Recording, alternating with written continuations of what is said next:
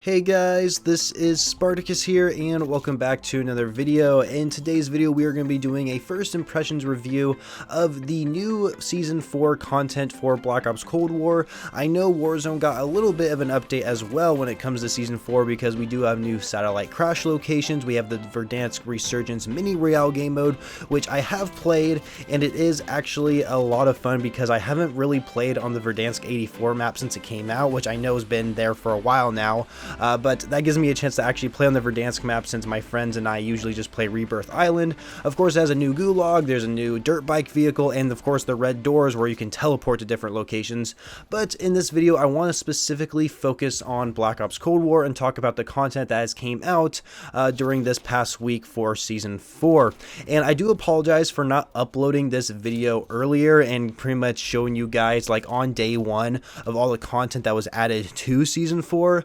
That's mostly because I've been having a little bit of internet troubles and I haven't been able to get any good gameplay to share with you guys here on the channel. So now that my internet is, I guess, somewhat good now to, I guess, record gameplay and get good footage for you guys, I can now, of course, make this video. So let's go ahead and jump right in it. So the first thing I want to talk about is the new score streak that was added, which is the hand cannon. If you've ever played Black Ops 3 or Black Ops 4 and have used the Annihilator pistol from Seraph, this is essentially the same thing, except this time it's a more like a Desert Eagle, and it has like this giant, and I mean a giant laser scope on it. I mean, it's actually not a scope, it's actually just a laser attachment. When I first saw the hand cannon, I thought that was like a scope on the weapon, but it's actually a giant laser attachment on it, and this thing is deadly. It's a one-shot kill no matter where you hit someone on the body, and when someone calls in a kill streak, this thing can take it out pretty much instantly. Like, it's like literally the best anti-score streak weapon to use. It's better than the air patrol or the oh gosh, I can't think of the other kill streak that came out last season, where it's basically like a strafing run, pretty much. I think it's called a strafing run, actually. But yeah, this thing can actually take out harps. You do have to aim pretty well to take out the harp. You can't just like point and look at it. You have to kind of like lead your shot a little bit. But yeah, I've taken out like probably like 4 harps with this thing, and it shoots it down in one shot. It's insane. I love using it. You have a starting ammo of 10, and honestly, this may be the best kill streak in the game. It is so freaking good, and the cool part is if you get multiple kills with this weapon in one life, it actually counts towards your kill streak medals, such as your bloodthirsties, your merciless, and even those nuclear medals. So take advantage of this while you can, because I can totally see this thing getting nerfed in the future with the ammo count and maybe even damage towards kill streaks, but we'll have to wait and see how that goes in the future. Another thing I'd like to mention are 2 new weapons in the Battle Pass. We have the C58 and the MG82. The MG82 actually just recently got a nerf in Warzone. I don't know if it got a nerf in Black Ops Cold War, and I've had the chance to use this thing a little bit in zombies and in multiplayer, and I gotta say, I didn't feel like this gun was very powerful in multiplayer, or at least I didn't think it was overpowered, but at that time I didn't really have too many attachments unlocked for it. But in Warzone, I know it was like insane. Like, the MG82 was just insane in Warzone. This gun doesn't really seem like it has that great of range to it. The whole point of this gun compared to the other LMGs is it has a very fast fire rate, and it has a very good aim down sight speed compared to its other weapons in its class. And that's what makes it great. And of course, you guys, I'm sure, have recognized this gun in previous Call of Duty games. It's basically the Gemelli light machine gun. That's how I've always called it. So if you ever hear me talking about this gun, I'm most likely going to be calling it the Gemelli. And honestly, yeah, it's not a bad weapon. I don't know if we're going to get a nerf for it in Black Ops Cold War if we haven't already, but in Warzone, I know they recently just gave out a nerf for it, which it pretty much needed in that game. But the new assault rifle, the C58, this thing is actually pretty decent. I have not had a chance to unlock it yet, but I have picked it up off the ground and used it and got a couple kills. It seems like it's a pretty solid AR, but until I fully unlock it, I'll probably talk about it later.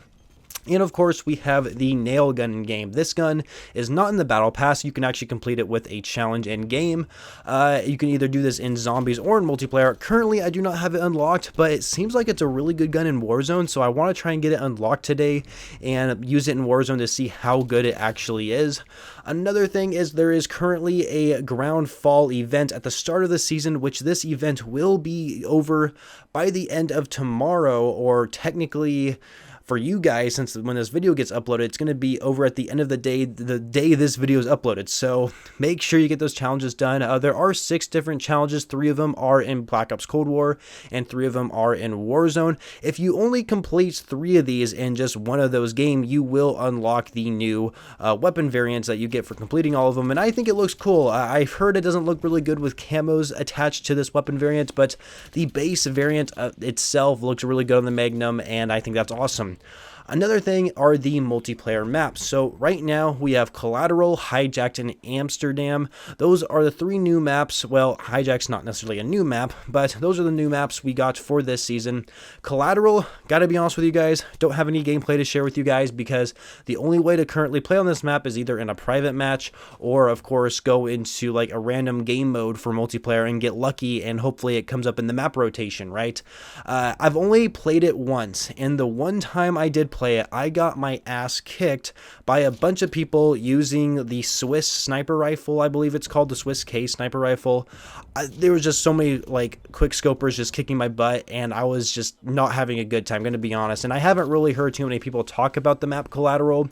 For me personally, my first time playing it and my only time playing it so far wasn't a great experience.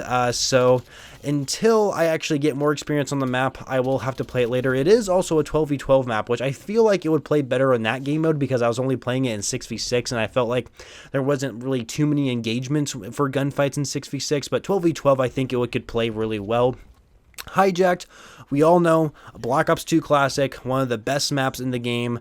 Yeah, this is like, honestly, it's Hijacked. I mean, it plays exactly the same. It looks exactly the same. They don't have the grenade spots that they did in the previous, or in the Black Ops 2, where you could throw a grenade down a vent and then it could kill an enemy below deck. But yeah, sadly, that is not in the game. I don't know why it's not on the map, but they kept everything else exactly the same from what, as far as I can tell. And it's so fast-paced. It's so easy to predict spawns on this map. If you're someone who's really new to Call of Duty and you have a hard time trying to figure out where enemies are, if you play this map, you're gonna know where enemies are. Like, it's so easy to like figure out where people are spawning, and you can go off on this map. It's honestly ridiculously crazy how fast-paced this map actually is. And I would argue that it's more fast-paced in Black Ops Cold War than it is in Black Ops 2. But either way, it's Hijacked. It made a return in this game, and I think it's fun. I think it's a great map to play on. Amsterdam is the 3rd map that came out at the beginning of the season. It's actually a gunfight and face-off map, so it's only for 2v2 and 3v3. However, they added a game mode where you can play 6v6 face-off. So you're on the face-off maps, but it's 6 versus 6. And my only experience playing on Amsterdam was on 6v6, and I honestly had a lot of fun. I think the layout is pretty good. I'm sure it's going to play well in gunfight and face-off as well. Honestly, it's a fun map. Like, I was doing so good sniping on it, and I love the fast-paced action for 6v6. Of course, for 6v6, you can't use any kill streaks, but it's just literally just constant gunfights no matter what. But 2v2 and 3v3, I'm sure plays well on as well. I pretty much have a good idea of what the map is like and the layout of it, and I think it's a pretty good addition to the gunfight series maps, so I like that. Later in the season, however, we are going to get Rush, which was a DLC map back in Black Ops 2. We're getting a lot of Black Ops 2 maps in Black Ops Cold War. Like, I am pretty sure like a quarter or maybe even a third of the maps in Cold War are Black Ops 2 maps, and the fact that Rush is returning, this is the first time we'll ever see Rush return in a Call of Duty game, and Rush was honestly one of my favorite maps in Black Ops 2. Like, the DLC maps in Black Ops 2 are so good no matter what, but like, Rush was one of those maps I enjoyed so much, and I am so freaking shocked that they're bringing this back, because you never hear people talk about this map, and the fact that they're bringing it back in this game is honestly amazing. I cannot wait to play it again. I'm sure it's going to play pretty much the same way, just like all the other brought back Black Ops 2 maps have in this game, so I love it so much. Of course, there's some new game modes, one in the chamber. I mean, we all know what that game mode is. There's multi-team sat link, which I don't have any gameplay for. I have played it a lot of times. It's actually one of the game modes you have to play in order to complete one of the challenges for the Groundfall event. I'm going to be honest with you guys. Multi-team sat link, that type of fire team game mode is terrible. I hate it. Probably the worst fire team game mode we have in the game. It's basically a different version of Fire Team Dirty Bomb, where you have to like pick up these different batteries and bring them to a like sat link location so you can earn bonus score and get to first place or top 3 faster. It honestly sucks. Like it's not as good as Fire Team Dirty Bomb, and it just plays terrible. Keep in mind, I've only been playing with randoms, and my teammates are god awful. I mean, I know it's kind of like a trend, you know, saying your teammates are terrible, but it's terrible. Like the game was just terrible. My teammates are terrible every time I play it. I'm so happy I'm done with the challenge for the Groundfall event. I am never playing that. I'm not touching it ever again. I'm sorry. It's just terrible. And then later in the season, we will get Capture the Flag, which isn't really that popular in the Call of Duty series. I remember playing a lot of Capture the Flag back in World War II and Black Ops 3, because in those games, you actually had to like win Capture the Flag in order to get like the 100% or Master Calling card. But apparently it's returning in this game. I'll probably give it a go and see what it's like. But it was never really popular in the Call of Duty series. But hey, we'll just have to see how it goes. And then, of course, zombies. We have a new outbreak region called Zoo. And I have not been able to experience Zoo yet every time I have played Outbreak. I played Outbreak a couple times since the season started. Did not have a chance to play Zoo yet. But we are going to get a new map later in the season called Mauer der Toten. I hope I pronounced that right. So that's pretty cool. We're going to get a new survival map that we've been waiting so long for a new one.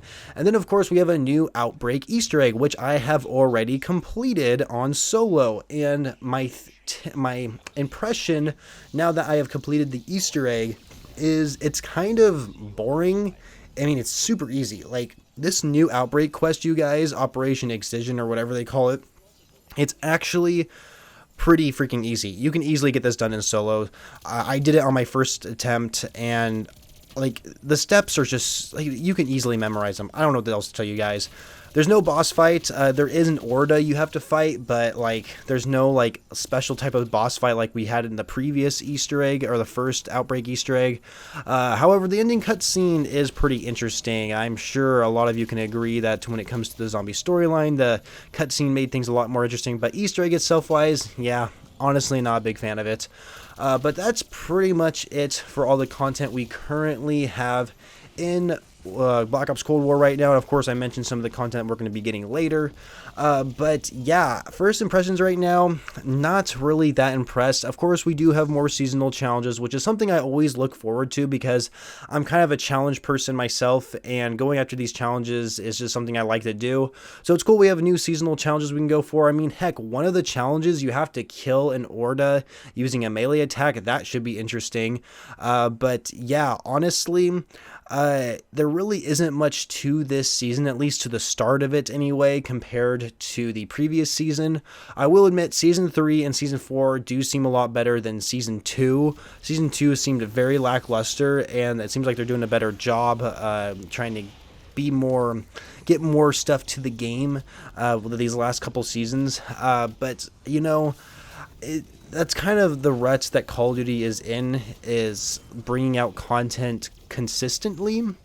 And of course we always have to wait halfway through the season to get like another multiplayer map or something they have to add to the game. So either way, we have new content. I have something to play and make videos about and share my opinions of what I think about this new content. So yeah, anyway, I think it's alright. I'm looking forward to completing the new seasonal challenges and leveling up, and I'm trying to get into Warzone more. I am like not really a battle royale person, especially Warzone.